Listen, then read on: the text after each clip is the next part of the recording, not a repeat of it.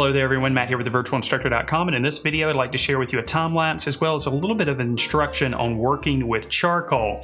Now the clips from this video are all taken from a 4-part recorded live lesson series which is available to members at thevirtualinstructor.com. Now in this 4-part lesson series we draw an ostrich using both black and white charcoal and a variety of different forms of charcoal on gray drawing paper. Now to get access to this complete uncut live lesson series, you do have to be a member at thevirtualinstructor.com, but everyone starts out with a trial. To start your trial, just head over to thevirtualinstructor.com/members. You can also click on the link in the description below. You get access to all of our courses on drawing and painting on a variety of media and subjects, as well as our recorded live lessons. And at the time of this recording, there are well over 260 of those. Weekly critiques as part of the Members Minute, and a year-long curriculum for visual arts teachers. Now, with that being said, we're going to start things off with a little bit of instruction. It might be review for some of you guys on working with charcoal, and then we'll dive right into the time lapse. I hope you enjoy the video. Here's a look at our finished drawing. We're going to start by just looking at the materials that were used and a brief overview of charcoal. We're going to be using a few different forms of charcoal, and I'll just pull them over one at a time. The first type of charcoal we're going to be working with is called vine charcoal, and that's V-I-N-E charcoal. This is the softest form of charcoal. It's charcoal in its purest form, and it's very, very powdery, very, very easy to erase, and it's great for preliminary work. We'll be using it throughout the process.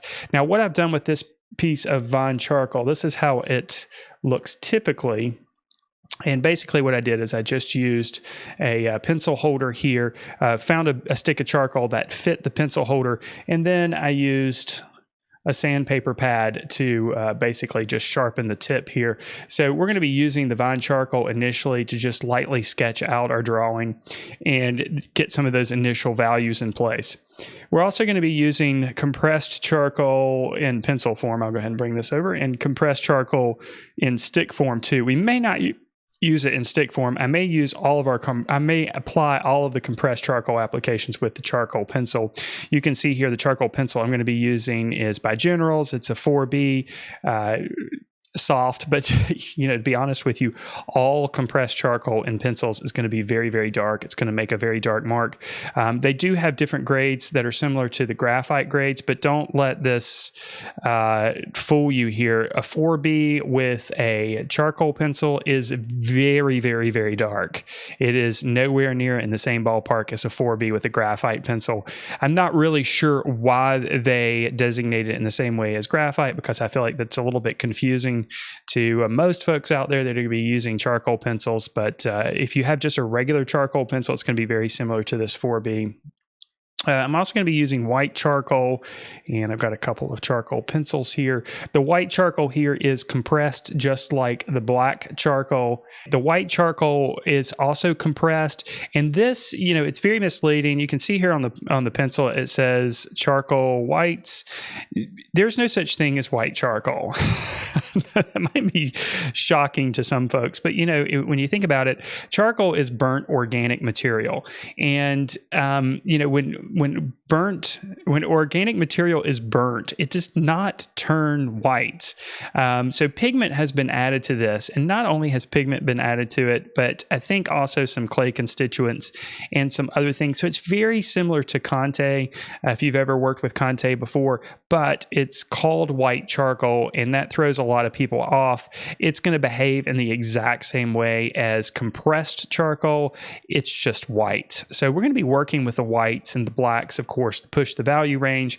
And of course, since we're working on a nice tone surface, we don't have to put quite so much effort. We're still going to have to put effort into it, but it makes it a little bit easier to make comparisons between values when we start with a neutral toned background. So basically, if you think of a value scale, when we start with a gray surface, we're starting somewhere in the middle of the value scale, and then we can push the values lighter and push the values darker. So basically, we're starting in the middle and pushing things outward. That makes things so much easier than starting on one side of the value scale, for example, with a white surface, and then having to push everything towards the darker end to create a full range of value. And that's what one of the wonderful advantages of working on toned paper is. It gives us that advantage to start in the middle of the value scale and push things out. It also gives us a better way to evaluate the values as we add them to the surface. If I was to create a very light gray mark on this white Bristol paper behind the gray paper, it would appear probably darker than its actual natural value because of its contrast with the white. When we add values to the gray paper, we have a more true representation of the value we're actually seeing. If you've heard me say in the past that value is relative, that means that the way we perceive a value, which is the darkness or lightness of a color, by the way, is dependent on the other values around it. So if we have an area that has mostly dark values, if we put a slightly lighter value in that area, it's going to appear lighter than it actually probably is just because all of the dark values around it. Hopefully that makes sense. So contrast plays an important role on how we perceive value, and it's all relative. When we start with a gray surface, we have a better idea of the accurate and true value. Hopefully that makes sense. Fine charcoal, like I said, is very soft, and it's very easy to make marks on the surface. But what's great about vine charcoal is it blends so easy. You can see as I use my finger there how much of the material just almost seemingly disappeared, and that's just because it's so soft. And you can see you can create very smooth transitions very easily with the vine charcoal, and it's also very easily erased here. You can see I'm just using the kneaded eraser right over the surface, and there it is picking up the material. You see that? So we'll make a few more there. So the vine charcoal is really good for preliminary sketching because if you make a stray mark, and by the way, I've got charcoal on my finger, so I'm just rubbing it on the kneaded eraser, and then I can clean the eraser. It's an excellent way to keep your fingers clean when you're working with charcoal. Anyway, that's why vine charcoal is an excellent material to start your drawing with, because when you're making these preliminary lines, we can keep them kind of looser and sketchier. And then when we're ready to, it's very easy to remove the vine charcoal from the surface, keeping your drawing nice and clean. So that's the vine charcoal. And then compressed charcoal, just as the name implies, it's compressed charcoal, but they've also added, I believe it may be clay constituents, into this material as well. So the mark is a lot darker. This material is very closely related to Conte, even though it is charcoal, and you can see how much darker this material is. Now, you'll remember just now, hopefully you'll remember, that was just a second ago, how easy it was to blend the vine charcoal. Now look at the difference. We can still blend the compressed charcoal, but not with the same amount of ease. So the compressed charcoal is much stronger, the pigmentation is much stronger, and it's much harder to remove. So if I take the kneaded eraser and try to remove some of this, I mean, I'm applying pretty heavy pressure here to try to remove as much of it as possible. It's more difficult to remove. So we can start our drawing out with compressed charcoal, but it's probably not a good idea to start out with compressed charcoal unless you know you're not going to make any mistakes, which that doesn't happen with anybody ever, never.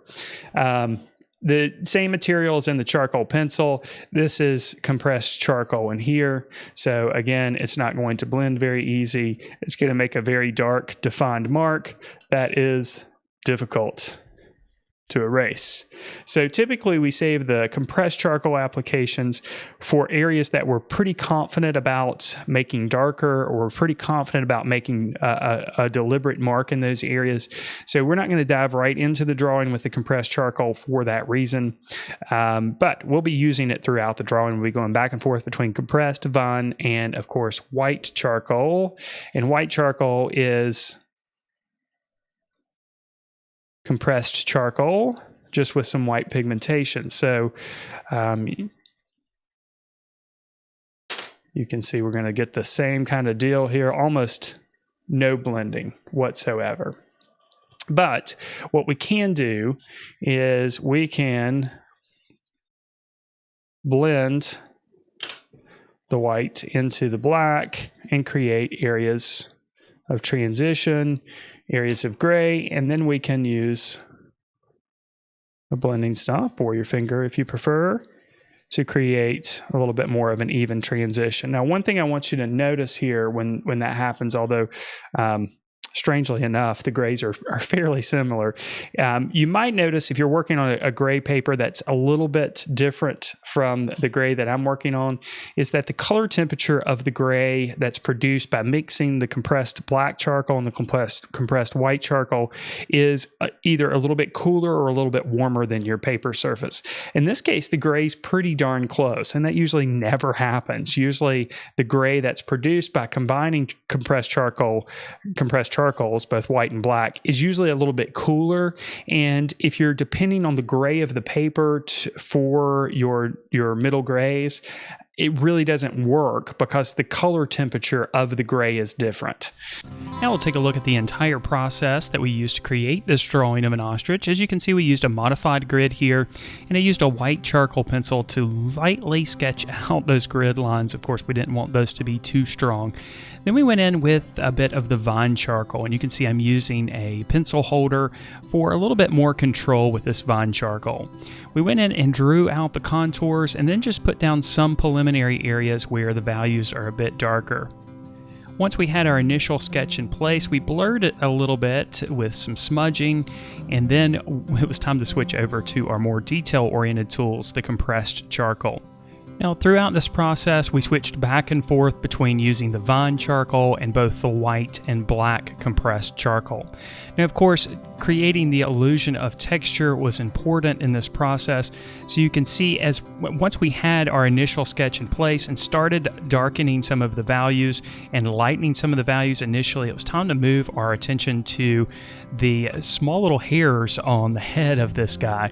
So we pulled strokes up as we worked our way from the left side of the picture plane to the right side of the picture plane, first adding that white charcoal, pulling strokes upward as the hair grows, and then we could go back in with both vine and compressed charcoal to create additional contrast, or create some contrast here to create those subtle patterns that we saw in this particular section, and also to pull out a few of those individual clearly defined hairs that we see here. Now, of course, this was a relatively quick drawing, but of course, with each one of the strokes, we were very patient and pulled deliberate strokes out so that we created the illusion of these collections of hairs that we found up there. Now, throughout the process, you'll also see that I went in with a blending stump every once in a while and just smoothed out some of these applications. Now, just like with a pastel drawing, when we were working with charcoal, you want to have kind of a balance between areas that are blended and areas that are not blended. It can be real easy to fall in love with the process of blending because you can create those smooth transitions between dark and light tones. But of course, we don't see the whole world as a big blur. So adding some of those deliberate strokes over the top, as we see here as we worked in the eye, really adds that contrast and helps you create that believable texture that you need to. So again, there needs to be a balance between blended areas and areas where you don't blend at all. So you can see here, after we've got the eyes in place, we continue to work our way down towards the beak and the front side of the bird here. Again, just repeating that process of laying down some of that white charcoal initially, then going back over the top of it with black charcoal to define those individual hairs. Now, of course, the texture on the beak was clearly different as well, so we changed the approach here. We used mostly directional stroking initially here to define the form of the beak, as we also defined the texture and the value, of course. We did some minimal smudging here and there, but we could see that there were some there was a clearly defined pattern there on the beak, and we wanted to capture that in the drawing. Then we continued to work our way down the neck here, and of course we started with a bit of vine charcoal, filling in that dark area initially and just smearing it or smudging it with a blending stump. Then over the top we could go in and add some of those white hairs and also accentuate them with additional contrast with the black charcoal pencil. We did the same thing working down either side of the neck, starting with a white charcoal pencil and then a bit of vine charcoal. Then we could go right over the top of that with the white charcoal pencil, using medium pressure to create the pattern that we saw there, that balance between dark and light values. And then after a few finishing touches, our drawing of an ostrich was complete. Thanks so much for watching this video. I hope you were able to pick up a thing or two here or there. Remember, if you want access to this complete lesson series, as well as the rest of our recorded live lesson series, our courses, and all of the wonderful things that are included in our membership program, there's a link in the description below. You can go check it out and start your trial today. If you want to check out 3 of our course videos and ebooks for free, you can do so as well. Again, there's a link in the description below this video to check those out as well. And if you haven't subscribed to the channel, what are you waiting for? Go ahead and subscribe. We cover a broad variety of drawing and painting media and subjects here on this channel. As always, I wish you all the very best in your artistic success.